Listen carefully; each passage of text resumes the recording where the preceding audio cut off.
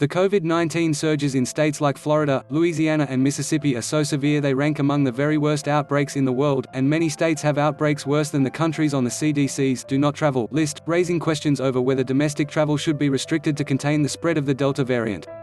With dozens of countries on the CDC's Do Not Travel list and travelers from numerous countries, including China, Iran, most of Europe, South Africa, Ireland, India and the UK, prohibited from entering the US at all, barring limited exceptions, some commentators are highlighting the hypocrisy of banning international travel to locations that have a far better handle on the pandemic.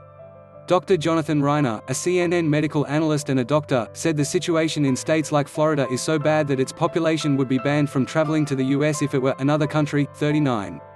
That's how many states meet the criteria for inclusion on the CDC's Do Not Travel list, according to a Forbes analysis. The CDC classifies a very high-risk location as one that has reported more than 500 cases per 100,000 residents in the past 28 days. The US is currently recording 36 cases per 100,000 people a day and would very likely meet that threshold.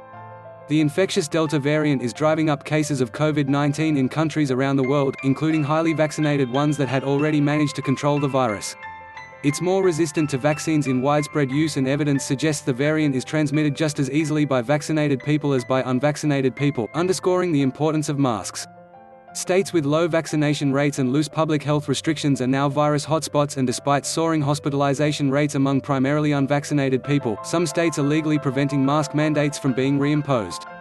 Amid reports that the White House was considering restricting domestic travel to Florida in an effort to control the spread of the Alpha variant in February, Governor Ron DeSantis said any attempt by the federal government to lock down the state would be unconstitutional, unwise and unjust.